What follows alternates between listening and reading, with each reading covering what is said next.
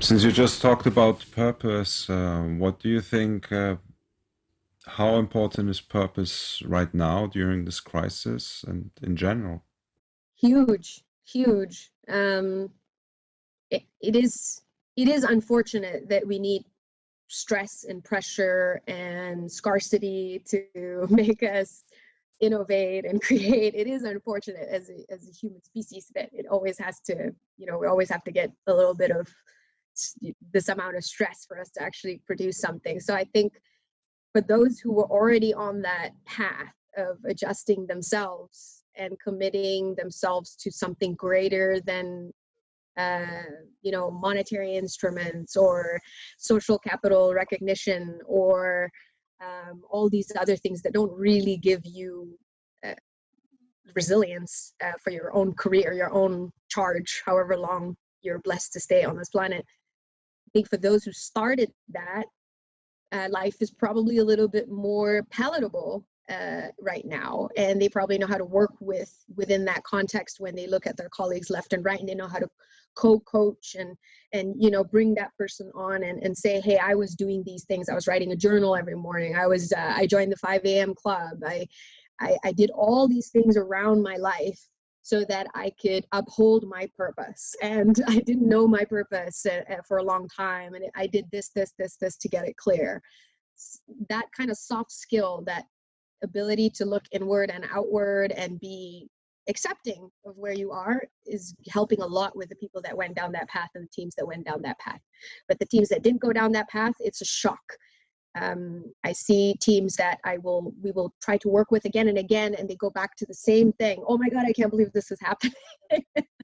So, it's still, but it just takes time. So those who've been practicing on purpose, they understand, they would see the value of a target picture, a simple format that shows why, when, what, how, and where are you in that. And when you tell them, okay, now let's take this tool, which is a very simple canvas tool, and then use it for another purpose of mapping maybe a flow in a supply chain or mapping a gap between cross-sectoral relationships, they're ready to invest more of their acumen and even provide opinion that is maybe they're not too sure of, but they have a hunch. So there's more intuitive ability with the people that have gone down that route.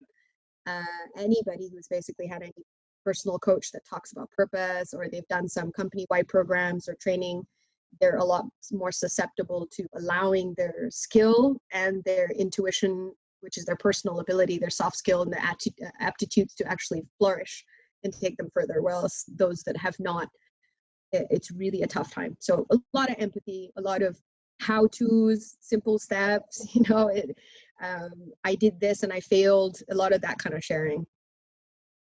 Okay.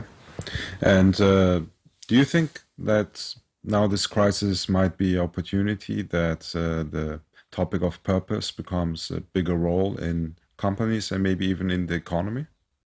Oh, definitely. Definitely.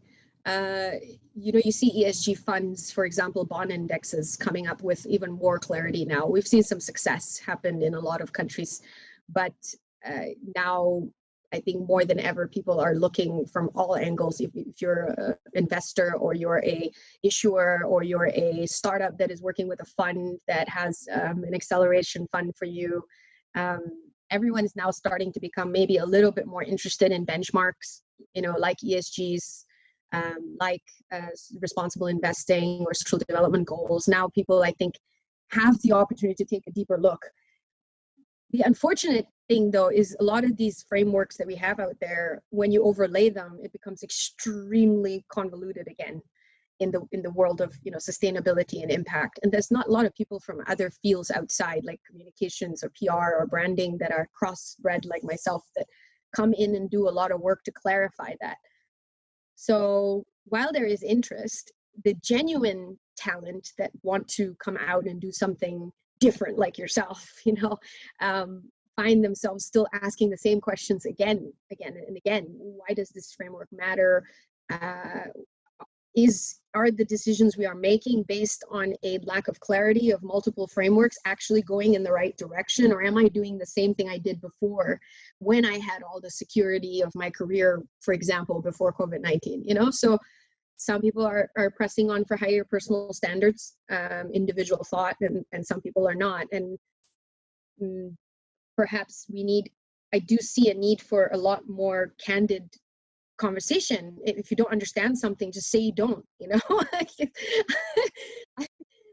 I hate being the person that always does that. I find myself alone and I find, oh no, I just put up the vulnerable hat and then, you know, I'm also representing a very different voice most of the time. So all this kind of stuff I think has to stop in the way we interact about things. While there is interest, there's still not much clarity. Yeah.